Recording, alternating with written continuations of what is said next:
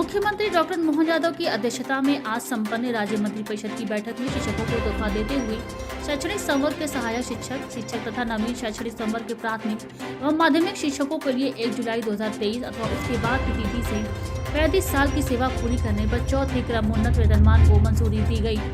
इसके लिए 322 करोड़ 34 लाख रुपए की स्वीकृति भी दी गई है। मंत्रिपरिषद ने 200 सर्व सुविधा युक्त संदीपनी विद्याविद्यालय की स्थापना के लिए 3,660 करोड़ रुपए की स्वीकृति प्रदान की गई।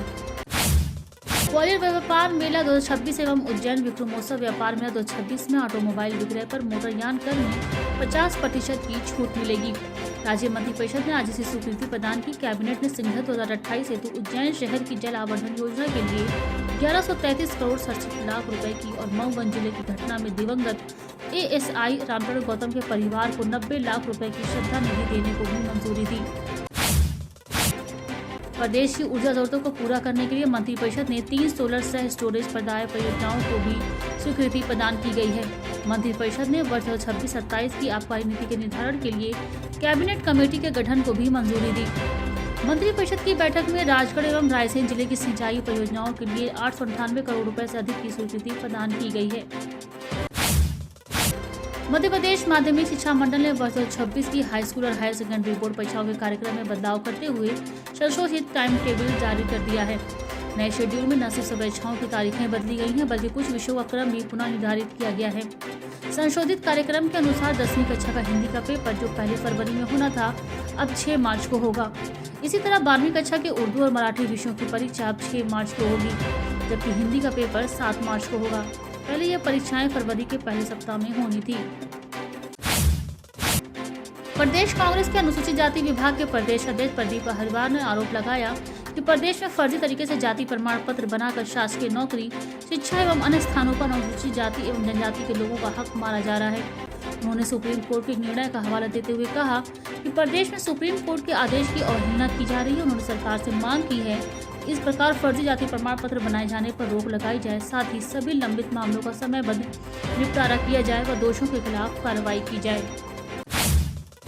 भोपाल नगर निगम परिषद की बैठक में आज आम जनता से जुड़े 2 महत्वपूर्ण प्रस्ताव पारित किए गए।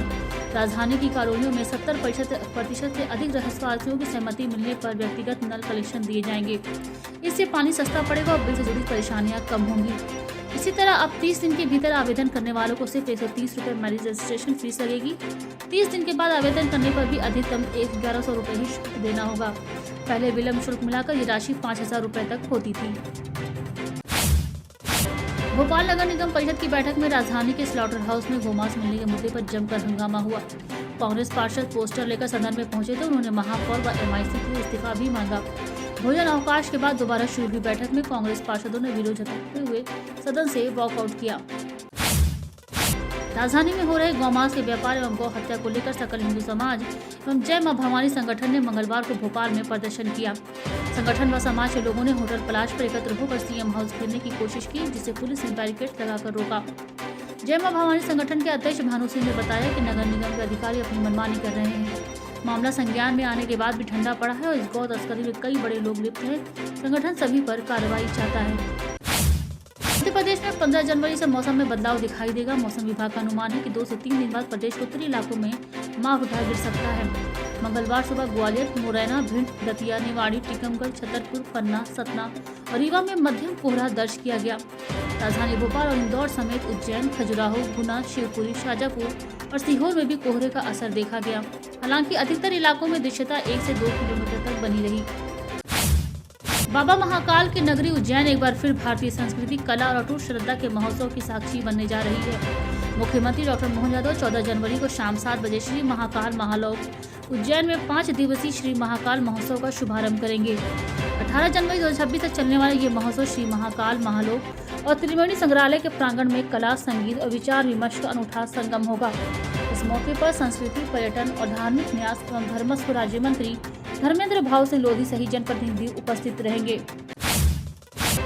मंत्री विश्वास कैलाश सारंग ने कहा कि दिग्विजय सिंह यदि आदिवासी के हितैषी हैं तो वो बताएं कि कांग्रेस आदिवासियों को वोट बैंक के रूप में क्यों इस्तेमाल करती है। सारंग ने कहा कि आदिवासियों को वोट बैंक के रूप में इस्तेमाल करना दिग्विजय सिंह और कांग्रेस की आदत है। उन्होंने कहा कि दिग्विजय सिंह राज्यसभा से इस्तीफा दे और किसी आदिवासी चेहरे को वहां भेजा जाए।